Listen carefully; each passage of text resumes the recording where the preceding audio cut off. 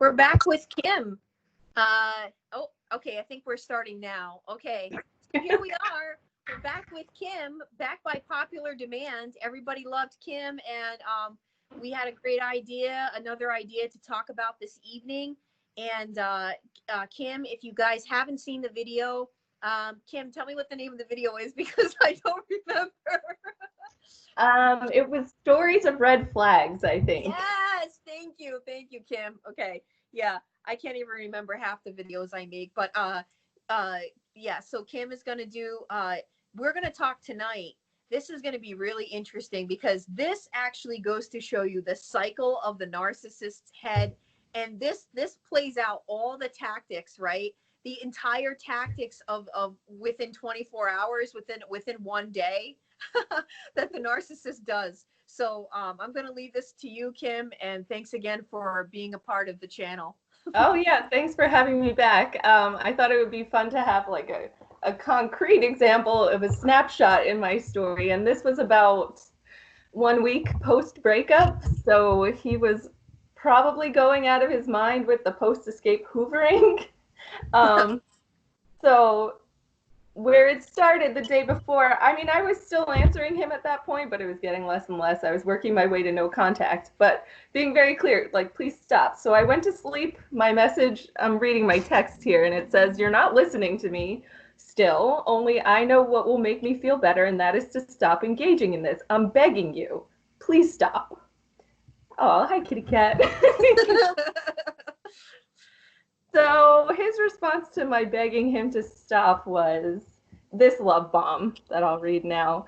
"Kim, I want nothing more in the world but for two things, for you to feel better and for me to be happy as well. And it seems your struggle is coming from the amount of love you still have for me. But I will stand corrected if that's not true. I don't want to overstep with any assumption, but I feel like that may be the case though, which is one of the reasons this is so hard. Kim, I love you so much, words really cannot describe it. I want to deliver all things I say to you with pure truth, but always preceded by grace. So the scary thing for me is that even though I've said my reasons for wanting to move," this is when he's telling me he's moving, "I can't seem to stop my hope for being with you again, which that feeling of hope is so overwhelming that it's making me second guess my decision about moving to New Jersey. It's like a daily ping pong match in my mind. That is how much I love you. I guess one of my biggest things I need to know is if my hope can be justified by your love for me. If I come there with hope that there is a chance that we can be together, it will feel so much better to me. But without that hope, it feels very conflicted in my mind. It's just so hard to escape the love I feel for you. On my last trip, I literally wanted to ask you to marry me the first night we were in your bed. The words almost came out of my mouth, actually, but I decided to say something a little different, but not too far off. And I do remember those words. We can visit Wait a that. minute. The first night you guys ever spent together, he wanted to ask you to marry him? No, it was the final trip he had with me. Oh, And I remember those words, which is funny because they're probably the only true words he has ever said. It involves an F-bomb, so I don't know if I can say that, but go ahead. Hey, high school kids, you're gonna hear it in high school. I want to fuck you for the rest of my life, is what he said. He said what? I want to fuck you for the rest of my life, which is probably the truth, because that's what he would have done. Yeah. But how romantic is that? F you over is what he would have done. Exactly. F you over is what he would have done. Oh, God. Yeah, so that's how much love he feels for me. There are other things that I want to say, but I'm cutting them short here in this text for now, or at least until you're ready to speak to me. I love you so, so much, Kim. Marry me. But the praying hands are there, so how do you say no to that? So wait a minute. Let the audience know, let the people on the channel know, when was this? Because if you guys go back and watch the first segment we did together, when about was this? This was after you were like, okay, you made it clear that you're done, you want to be left alone. And this is after how many times of telling him, like, leave me alone? A bunch of times. Like I would go days without responding to the barrage of messages, and I would say, like, you're not listening to me. I need you to stop. And then Then this was after a few days of this? then my last one was, I am begging you to stop. Right, right. You're causing my anxiety to go nuts again. Leave me alone. And so his reaction now is like, marry me. Um, so I should have just left it at that. We all live and we learn, but I did answer him. I said, and I'm going to replace his name with Narc, but I'm not trying to be mean, but no, Narc. Your assumptions are wrong. I've been so clear with my need to end things. My mind has been made up. Nothing else you say is going to change it. The anxiety is coming back because you're not listening to me, and you keep trying to pull me back into something I really need to get away from. All I want and keep telling you I need is space. Please listen. I know that's not easy for you to hear, and I'm sorry. I don't want your decision to move to be based on a future, hope for a future together. Please take care of yourself, but please also respect my need to be left alone. So that was the next message. Just shows that that whole love bomb was future faking, right? So that was his first attempt. Again, I guess I shot him down. That injured him. Yeah. So then came. Oh God, I don't even want to know. So by the way, everyone, this is my first time hearing all of this, which is going to make it even more interesting. Yeah, I think it's better that way. Not that much will shock you at this point, but No. I mean, so we go from a marriage proposal, me telling him, like, no, sorry, your assumptions are wrong. So he says, in response to your text, I just can't believe what you've done and how much of a decline has taken place so suddenly since September. Yes, I know where I can improve in my communication, but I'm so saddened by your anxiety disorder and how it has destroyed this relationship. All because of, sadly, two things. You didn't want to address things right away, resulting in festering inside, which only causes trouble for you and anyone. And those things could have been resolved early on easily. And this disorder. I wonder if you will ever have the ability to see what you did wrong and that us is not the problem. It is all so sad. That's how we start off. Yeah.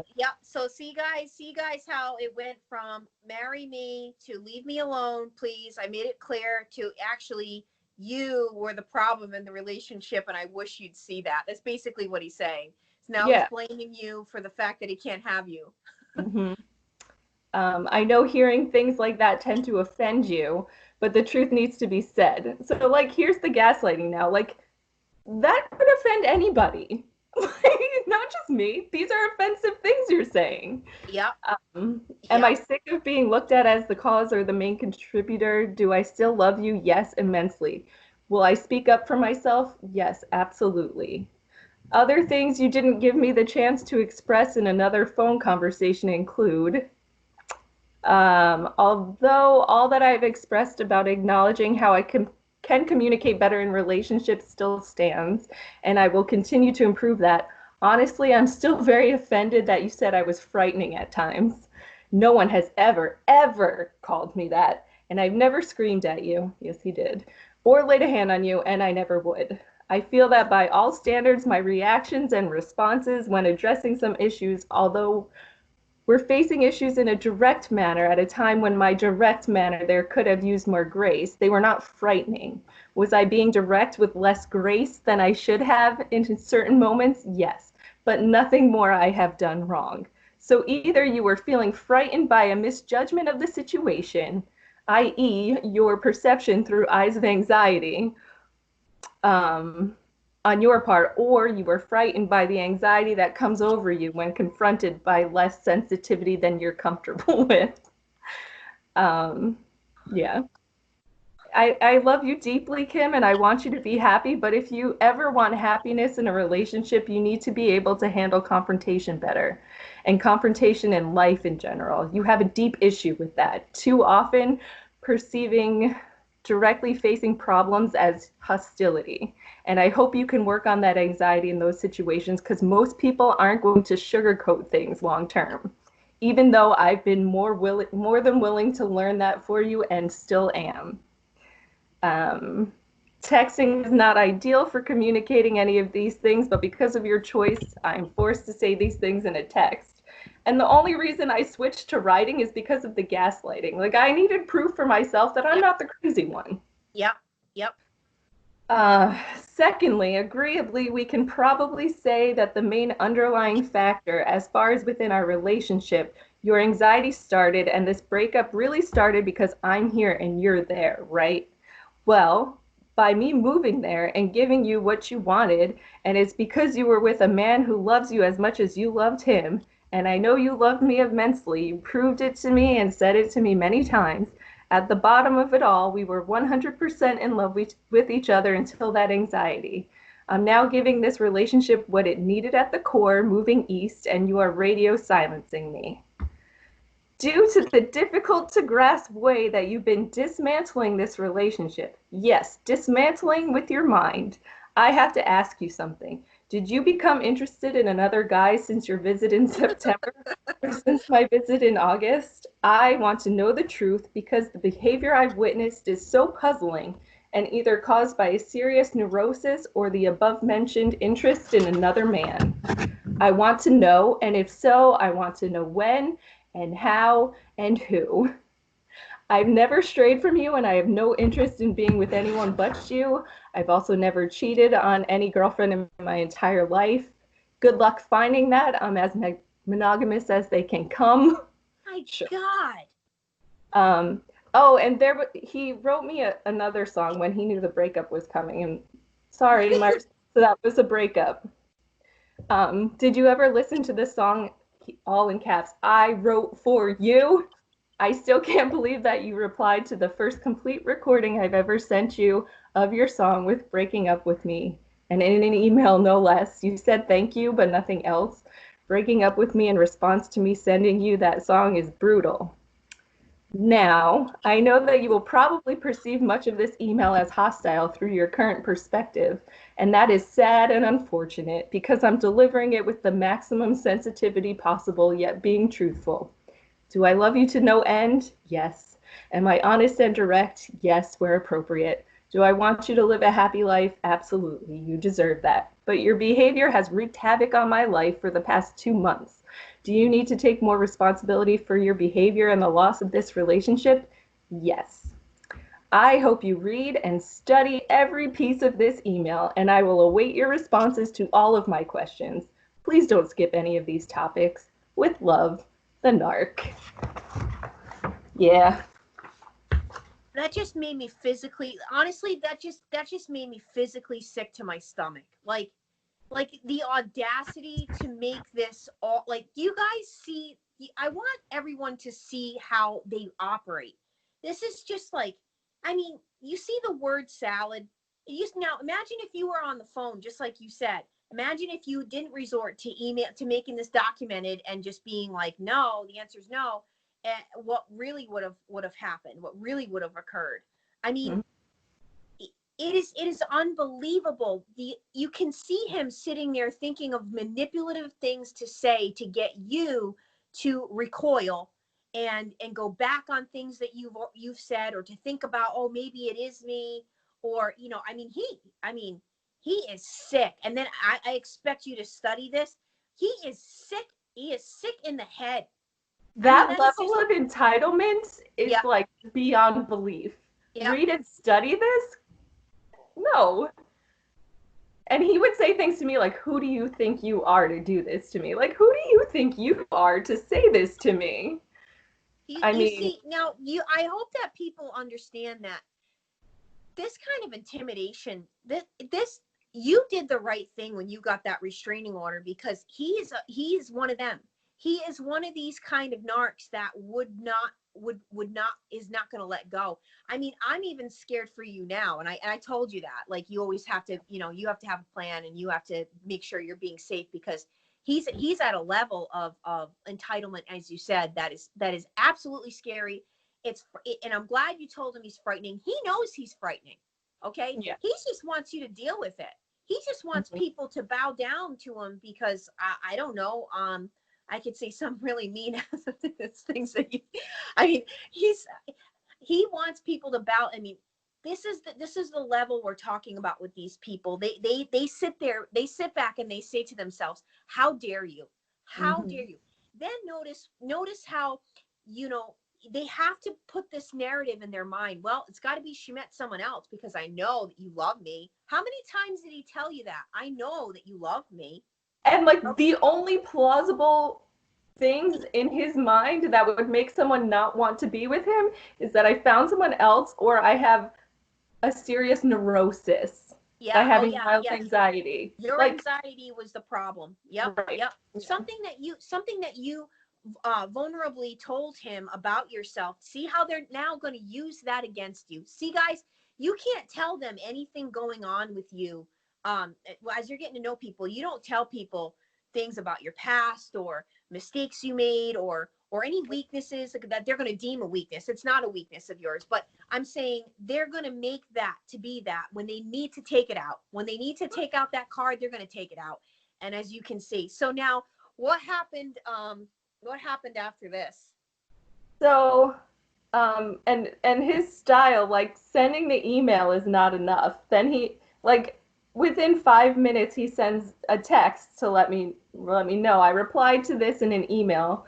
I understand you need to be left alone, and I love you, and I will respect that, which he didn't. But that email I sent addressing things that you never gave me the opportunity to address on another phone call. And Kim, it's apparent in your word choices that the reason you are struggling to remove yourself from this is because you love me. Yeah. God. So I said, like from a nightmare. It's like a horror movie. And I was still trying, and I said, and the cycle continues. An even bigger love bomb followed by blame and guilt tripping. Now I'm going from sad to angry because this is more than any person can or should have to handle. I have plenty to say in response to your email after I read and study every piece of it, which I will do in my own time if I'm given the space that I keep asking you for. If you continue to bombard me with these messages, there will be no more replies because you're not listening to me anyway. Like, I still thought if I could just say it in a different way, he would understand. But we know, like, they don't listen to understand. They listen to build up ammo, and they listen to figure out their next move. That's all it is. And he knew which buttons to push to make me still respond. So I said that, and then he said, "Oh my gosh, Kim, please stop that, please. I can't believe you're perceiving that email as offensive and a negative cycle. Clear and gentle criticism can accompany expressions of love. I'll say it again. Clear and gentle criticism can accompany expression of love. Plus, you refuse to talk to me on the phone, and you force me to communicate through text message. It's like putting your..." And it's weird, he puts ex in quotes, ex-boyfriend, like he doesn't still believe that this is over, in a straitjacket so that he can only communicate in a certain way to keep you in your safe zone.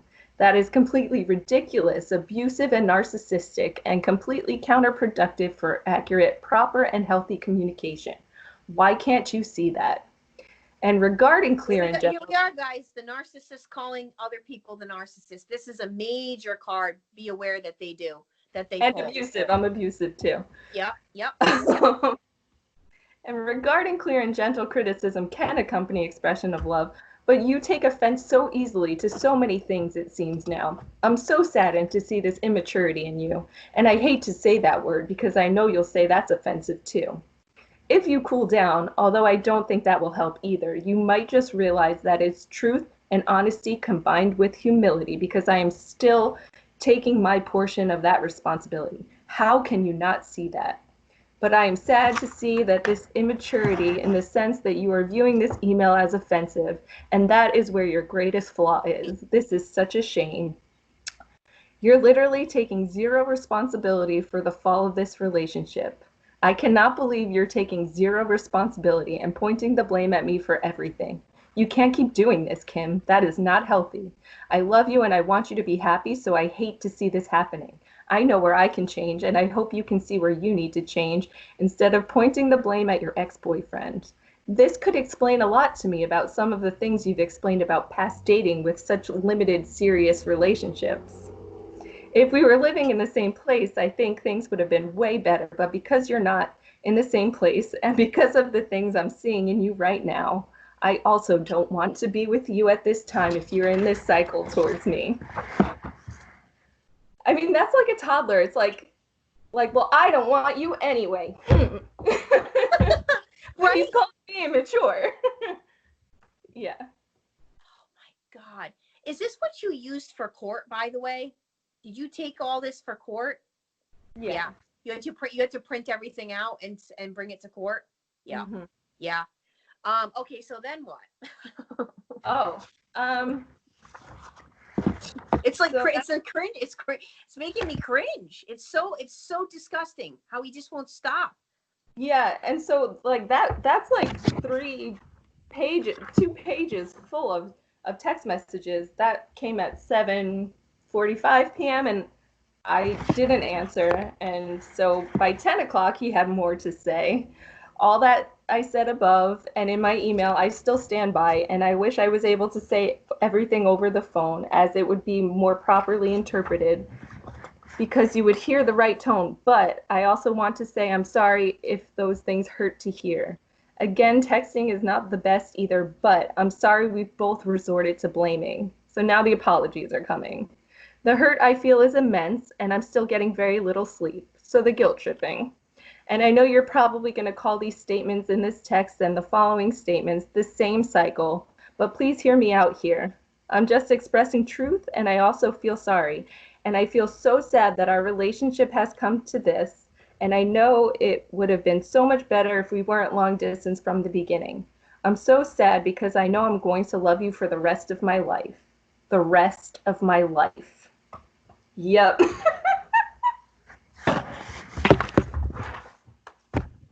So that like they always in court would say like, well, he didn't threaten you. Like to me, that's threatening. You just said I'm telling you to stop, and you said I'm gonna love you for the rest of my life. Like you're never gonna stop.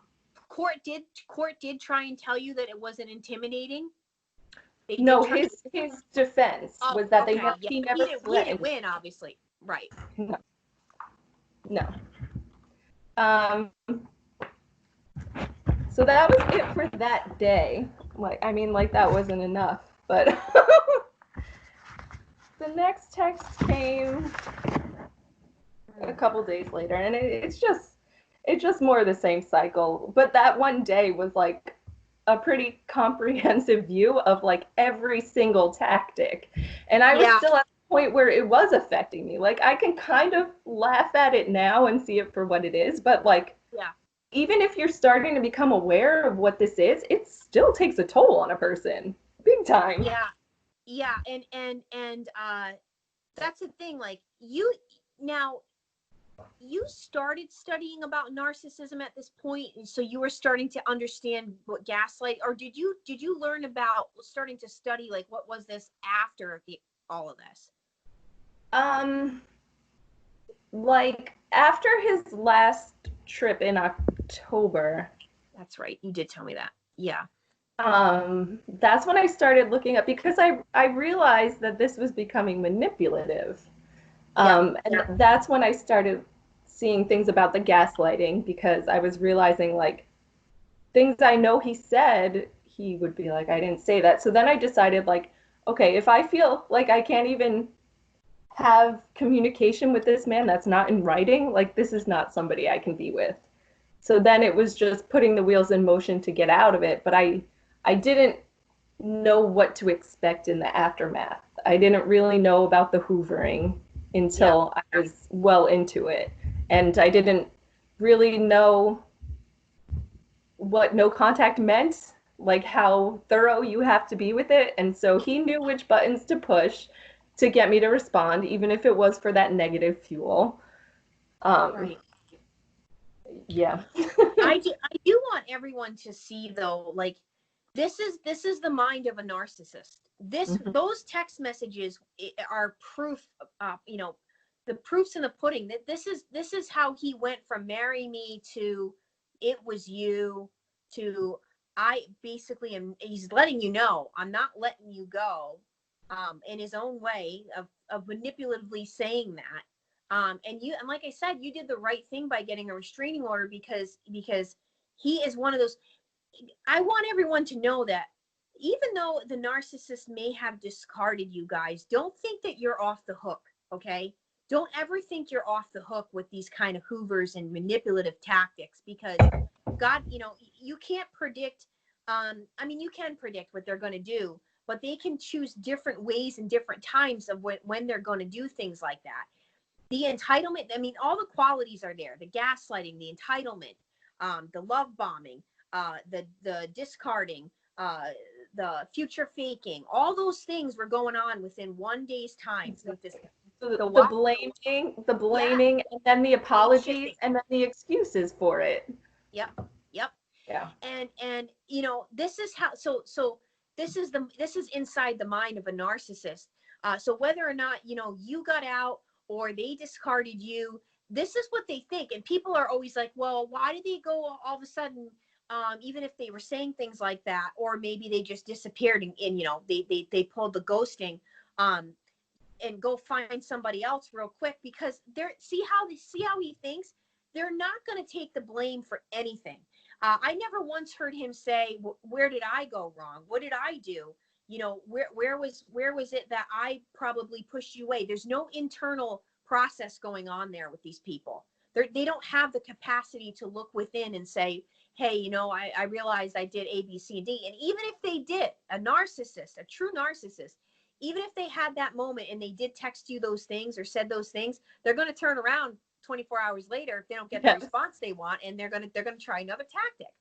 So I hope that everybody understands that this is really this is their mind. This is how it is for them. They don't know or want to know any other way, and they are scary. God bless the fact that you got that restraining order, because I want people to know that these people are liable to pull very dangerous stunts when they are feeling desperate like this. And a lot of them are, and a lot of them do. I won't get into my story with the stalker I unfortunately dated. I won't even go there for many reasons. But I've been witness to this a few times in my life, and it is very, very unnerving. It doesn't make you sleep well at night. You're always wondering. You're always preparing for what could be any point in time, and it's very unsettling. Once again, don't ever undermine don't ever think that the narcissist has completely gone away. The narcissist sits there in the time that they have in the day, because they got plenty of time, guys. They got plenty of time. They're not hard workers. They don't want to work hard for anything other than scheming and plotting and planning. They are sitting back and they are thinking of things that they could possibly do to you. And I've heard stories, guys, that this could happen like years down the line. They're thinking about trying to, when you guys work with me, I can tell you even more so, because I don't want to give these narcissists out there ideas, but they are crafty people, and they are thinking of ways to take you down always. And so I know how they think and operate, because I've dealt with enough of them. So if you are interested in working with me, please make sure that you email me at tracefaceit@gmail.com so I can get you the help and I can tell you what I know. Kim, how has this whole experience, where are you at right now with all of this? This was make sure you remind the audience though, where this was, how long back? This was in the winter, correct? Yeah, this was November. And the communications, even after I went no contact, continued until February, which is when I got the restraining order. So it doesn't stop. It never will stop. And it did slow down. But like you said, and in the research that I was doing, like the facts that I would find is like the only time it ends is when one of you dies. Like, this is your life now. And so that's when I decided, like, I need a restraining order, because that's going to be on the back of your mind all the time. And It still is. I'm still in the healing process, and the reason I got in touch with you, Tracy, was because I had the guilt that I think a lot of people do, like seeing him with the new supply now, he's gonna ruin her. And like us as empaths, like that's what I came to with, like, how do I not warn her? But you can't. You can't because, like you said, he's dangerous. Yeah. We don't know what he's gonna do, and I can see that she is deeper under the spell than I ever was, and we know he probably told her like this chick is nuts, and so if you come at her, then that's just going to bring them closer together. Now they have a common enemy, right? Yeah. So Yeah. Yep. I know we did talk about like if I really felt like I need to do it, there are ways, and like you were very helpful at what to expect if you do. But so that's where I'm at now. Like I'm over it to a good extent. And now I just have to remind myself that anyone who gets ensnared in this, like that's her journey now. There's nothing I can do to save her because until she sees it for herself, she's not going to know. Yeah. You raise a good point. I think that you're right about that. It is unfortunate. Some people have reached out to the new supply, but some people realize that it does no good. And like you said, it will be a bonding moment for them for absolute sure. I know there's a glare, and I think that the most important thing is that we continue platforms like this to try and get people to understand what's really happening, and to get the help that they need, and to understand that this kind of stuff is not normal, and you shouldn't be tolerating or putting up with it at all. It's better when you exhibit something like that within 1 year's time. Those are all the warning signs, as we did in the last video, that you could ever see. That's why I used your story as an example for people to understand that if you see these flags, you must get out. The Yeah. longer you go on with these people, the worse it's going to be for you in terms of losing your identity, your self-respect, your confidence, your ability to even communicate anymore. They take away your voice. You don't have, they take away the narrative of what really happened. They're telling you that you didn't see that. It didn't happen this way. That's not what's going on. I mean, it's a never ending cycle of absolute hell. And you witnessed it very early on. Some people were writing into me, Kim's story, my story floors her, as I got it 10 times worse. Guys, this is not a compare and contrast kind of thing with narcissists. I've worked with people that literally went on a few dates with them and were destroyed, or felt destroyed at least. You guys will never be destroyed by these people because you're warriors, and you're fighters. But uh, there's mark my words. The reason I wanted Kim to come on was to show people that when you see the stuff, you get out, and your example was how you did the right thing. Pain is pain, suffering is suffering, and it's not a compare and contrast kind of thing that we're doing here on my channel, and I don't stand for that. We all are entitled to our own pains and sufferings that we've had, and again, I can't thank you enough for, everybody really liked you, and you can see by the comments that your story was very helpful to the majority of people on my channel, and I can't thank you enough for that. But it's helpful for me too because I feel like since I cannot warn this new person, at least if I can help one person, like I Yeah. did my best. I did my job. I did what I could. So thank you for putting me on here. Yeah, I mean, that's the thing. It's like if there weren't platforms and channels like this to warn people, I mean, this is where I can go to do it. I mean, I do plan to still try and do and work in high schools and work with high school kids, because I think that they need it more so than ever. I'm hearing all kinds of stories from people I work with that are counselors or teachers in the schools. It's unbelievable what these kids are going through and experiencing in middle school. I mean, it's scary, and education needs to be in the school systems about this kind of thing and what it's doing to people. So again, Thanks again, Kim. And I will, again, I'm going to stop the recording and call you. Thanks, Thank you. everyone. I'm Trace Face. It's time we all face the truth together.